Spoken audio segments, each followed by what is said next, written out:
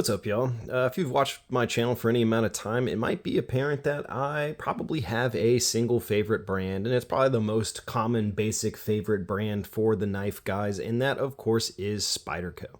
I want to take a second to go through my collection of Spyderco knives from smallest to largest, talk a little bit about each of them. I've sold a few Spydercos. I don't have all of the ones I've ever had. I kind of wish I hadn't sold some of the ones I had, but I want to take a look at the ones that I have now. Starting with this little guy, this is the Bug, I believe. I'm not sure what steel it's in. It just says China. I believe it is a stainless steel. Just a nice little steel slip joint. Good little keychain knife. I used to keep it on my keychain, but I didn't want to run into some security type problems with having a knife on me with flying and stuff like that, and I didn't want to end up having to trash it or anything, so I just took it off and kind of just keep it in a drawer now. Next up, we've got the Man Bug, I believe this one is, and this one is a VG10, a lockback, nice, really small little, could also be a keychain knife or a good little fifth pocket carry in a good little VG10 steel blade there. Nice and sharp, sharpen it up. Great little utility knife, like the one with the thumb ramp and the leaf-shaped blade. And despite being so small, that jimping and thumb ramp still allows you to get a really nice solid grip on that. Really great little utility knife there. Now, this is an oldie and one that I wish I knew what it was before I really kind of treated it the way I did. I think I got this really cheap, like 15 or 20 bucks back in the day.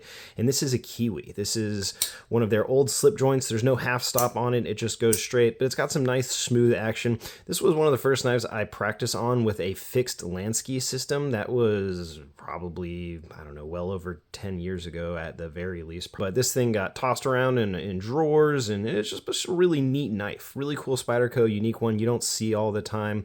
Despite its very small size, you can still get a good 4-finger grip on it. Really interesting but comfortable ergos there. Pretty thick little blade, comes down to kind of a pretty thick behind the edge. But pretty neat little knife otherwise. Then we got the Dragonfly.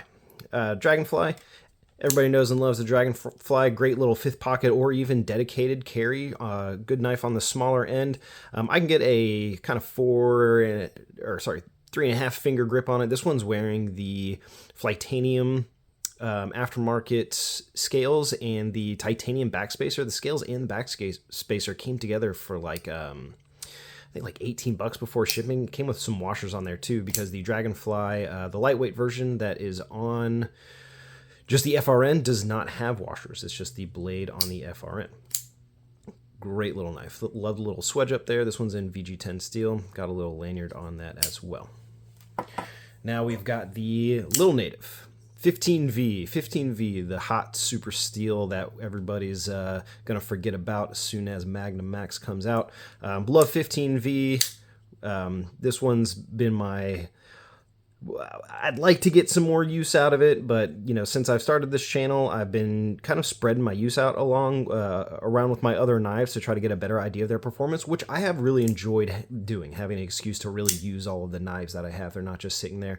I get to enjoy them more when I use them, and I have more of a point to actually use the other ones, but this one's been great so far. It's my first Little Native. It's a big knife in a small package. Doesn't feel like a small knife when you're using it. Really love the Little Native. This one's in the compression lock. Would highly suggest this one. Then we've got the full-size Native. This one is my most recent Spyderco pickup. This one is in the Spy 27 steel, which I found... somebody let me know recently that it is just a modified version of VG10. There's some... I think they took the recipe, added some additional elements to it, but that was kind of the base, but it does have much superior, I believe, toughness and edge retention than VG10. I hear it's closer to like a S30V, S45VN when it comes to terms of toughness and edge retention. It's been a great knife, great steel for me so far. This one, just blade riding on the FRN, no washers. Got a aftermarket deep carry clip on there. Excellent lockback option from Spyderco. So next we are going to look at some Delicas. So last year I really got into modding Delicas, and I got quite a few, not quite a few, more than a couple of Delicas. I've really enjoyed modifying them. There's so many different aftermarket parts. You can swap them between most of the models, so you can really customize them. You know, you want to get a new knife, but you don't want to pay for a new knife. Well, take apart all your Delicas and build a bunch of new ones out of the pieces, which I've done a little too many times, especially when you have these aftermarket parts. But this is the S30V Wharncliffe version. This has got the Votix micarta, very clothy micarta scales. It's got a Flytanium titanium backspacer. I've seen these out of stock for so long. I hope they didn't stop making these, or maybe they just sell out really quickly. But this single thing right here is probably one of the best modifications you can get for Delica.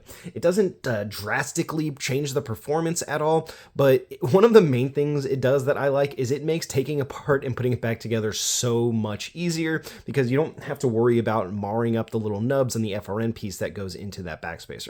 I've got a video on taking apart a Delica on one of my other long form videos if you want to take a look and see what I'm talking about. Got a Lynch Northwest, a deep carry stubby clip on this guy. Really love the slim style scales for the Delica, and of course that Wharncliffe is a classic shape with some great S30V steel. S30V is still one of the best pocket knife steels. I don't care what anybody says. Very nice, well-rounded, good steel. Next Delica, let's go with the PD1 Micro Melt, and this one is wearing also Flytanium aftermarket scales, and these are the G10. I think the G10 was like $10. I mean, Flytanium is really killing it with the aftermarket parts for the Delica being super cheap. I mean, you could get titanium for 100, or these really nice G10 for like $10. I mean, come on. Of course, I'm going to give these a try. So it gave it this. This is the PD1 Micro Melt. So these originally had the maroon scales, and it has the maroon backspacer that I just Sharpied in because I wanted to just give it a full blacked out version, and I don't have another all black titanium backspacer on it that I wanted to use for it. So this one just got hit with a Sharpie, but excellent choice. PD1 Micro Melt or Micro Melt PD1, equivalent to crew wear. So really nice high toughness steel, and it's not stainless, so I'm glad this is one that has a coating. Excellent knife there. Let's look at my Lynch Northwest Delica. Any Delica enthusiast has to have the Lynch Northwest scales. If you're going to drop a bunch of money on some mods for Delica, I got this one used, but I cannot suggest the Lynch Northwest scales enough. It does skinny the scales down. It gives it a forward finger choil. So now you got a forward finger choil on a Delica, which you don't normally have. Takes out the liners. So this is also one of the only really popular mods that removes the liners from the Delica. So this is the HAP 40 Sus 410 jacketed Delica. So we can see there's that little line there where that core steel comes out. Really awesome look. HAP 40 is a great steel. Not that I really use this one too much. I should use it a little bit more. It takes a crazy, really nice biting edge. You can see it's got that nice polish on there, but love the titanium feel and action with the Lynch Northwest scales. Really super upgrade for the Delica. Gives it this nice deep carry pocket clip as well. Let's go on to my current work in progress Delica. Yeah, I still haven't gotten around to Cerakoting this guy. What I think I'm going to do with this one is sandblast the clip and sandblast this titanium backspacer. So it all is this matte sandblasted finish on that hardware as well. Or maybe, I don't know. Let me know what you think. Should I leave the black accents or should I sandblast the clip and the backspacer too? But I'm going to give this one a clear coat, Cerakote. I only have the gloss right now, and if I don't like the way the gloss looks out, well, I'll just blast it back off again and maybe just leave it like this, or I'll just drop $35 on a matte finish. But this was originally a K390 Wharncliffe. I ground down the spine to give this nice angular look, and let me tell you, I'm considering doing the same with this guy. It just looks so cool. This was also, again, another set of Flytanium micarta scales. These originally were shaped like the regular contoured scales, but I filed and sanded these down myself to give them the skinny mod, because I do just prefer the way that they look, and it doesn't really affect the performance that much at all. I can still get a really nice grip on it with those scales. So Flytanium backspacer, Flytanium micarta scales, really excellent micarta. K390 blade, really cool mods on this one. Really like that sandblasted finish. Now we have the Spyderco series Salt 2 and LC200N. LC200N is super tough, super corrosion resistant, probably one of the most corrosion resistant steels there are. This is my go-to beach carry knife. If I'm going to the beach, walking on the beach, looking for shark's teeth, doing whatever, I'm going to have this one on me in my pocket or leave it in my bag. if I'm getting in the water. This is just I wanted a go-to beach knife, and what better option than this one.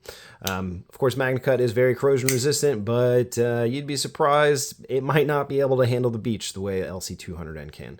Of course, all of the hardware on this one is coated to give it a full stainless in and out. Let's see, moving on to the smock. Classic Spyderco, really different from their other models, but a classic in its own.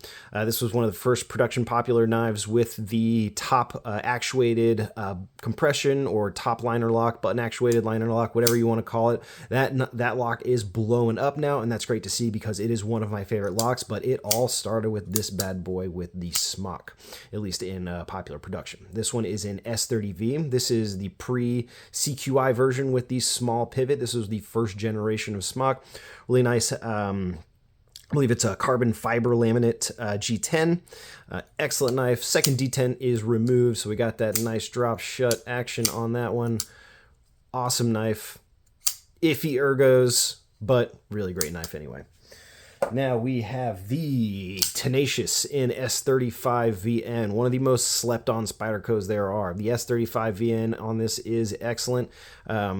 It keeps an edge well. It strops back really nice. I mean, if this just starts to lose any amount of bite, 10 seconds on the strop, and it's got all of that bite back on that polished edge. Really great S35VN on this one. This is kind of like my go-to yard work knife. It's got the lightweight FRN, so it's not weighing me down, and I'm not afraid to beat the crap out of it. You can see it's kind of marred up there a good little bit. I'm not worried about really messing this knife up. That's what I got it for. And it has served me very well in that purpose. Now we've got my first Spyderco knife. This is the Spyderco PM2. It wasn't originally with these scales. It had just the black scales. I put these on relatively recently within the last year. Got them for a trade. Just threw them on this one. This was the only PM2 that I had at the time, but this is the first generation of PM2 in the S30V steel. I have carried and used this knife probably historically more than any of my others. This was one of my only knives for around like 5 or 6 years, working in the kitchen, really beat the heck out of it. Has learned to sharpen on this knife. It's got that super wide bevel on that edge. The secondary bevel. This knife has just served me well. I always have a soft spot for it. It'll always remain in my collection. And then last but not least is the new MagnaCut Spyderco PM2. And this, I put the scale from my original PM2 on it because this, the finish on these scales just cheese grated the inside of my pockets when I would remove it even with the standard pocket clip. I did take off and put this shorter deep carry, but even with the standard pocket clip, this is textured enough that it was really tearing up my pants. I didn't want to do that.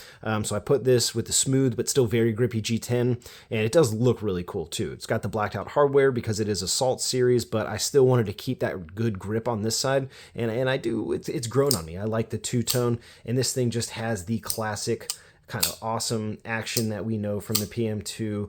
Perfect example of a PM2. It's got that Spyderco MagnaCut on there, so this is going to be my next great PM2 to serve me well, hopefully for many more years to come. But Spyderco, obviously, you know, if I had to pick a one favorite, I think it's kind of obvious. I have more Spyderco knives in my collection than any other from any other single brand.